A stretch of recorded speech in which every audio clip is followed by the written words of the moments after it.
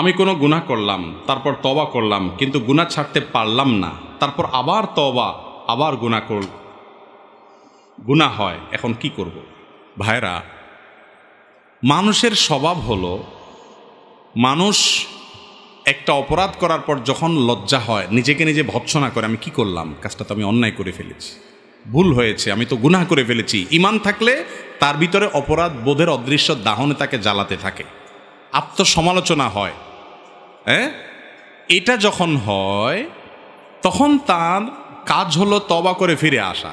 কিন্তু এই তওবাটা অনেক সময় ভেঙে যায়। তওবাটা যদি কেউ ধরে রাখতে পারে, এটার নাম তওবায়ে নাসুহা, খাঁটি তওবা। যে আমি একবার পাপ করেছি, এমন লজ্জিত হয়েছি, এমন অনুতপ্ত হয়েছি, এই ভুল আর জীবনে করব না, এইরকম প্রতিজ্ঞা করে ফেললাম, এবং জীবনে আর ওই ভুল আমার দ্বারা হইল না, এরকম তওবা করলে সেটা হলো সবচেয়ে খাঁটি এবং পিওর আসল তওবা। আর আরেকটা তওবা আছে একটু দুর্বল তওবা। সেটা কোনটা? আমি পাপের কাজ করার পর ছেড়ে দিলাম, আবার পাপের কাজ হয়ে গেছে, শয়তান আমাকে কাত করে ফেলাই দিছে, তখন আমি আবার কি করব? তওবা করব।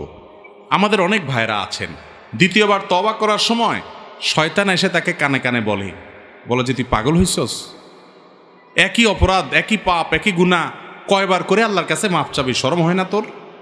শরম সৃষ্টি করে, এই শরমটা শয়তানের সৃষ্টি করে।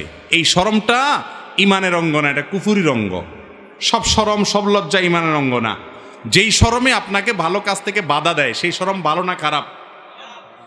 আপনার গোসল ফরজ হয়েছে, স্বপ্নদোষ হয়েছে, যুবক মানুষ গেছেন আত্মীয় স্বজনের বাড়িতে বেড়াইতে, এখন যদি তাদের কাছ থেকে লুঙ্গি চান, লুঙ্গি নিয়ে যান নাই, লুঙ্গি চান এবং যায় সবাই সামনে পুকুরে জুবজুবায়া গোসল করেন, বাথরুমে ঢুকে গোসল করেন, তাহলে শরমের কথা কি বলবে সবাই? যে তার গোসল ফরজ হলো কেন? সবাই কি বলবে না বলবে?